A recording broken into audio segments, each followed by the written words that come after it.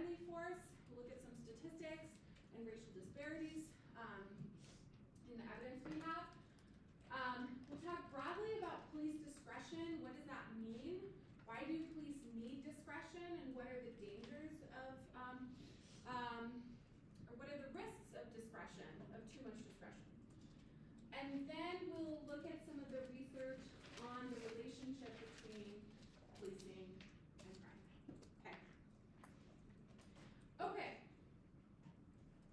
so taking a step back, right?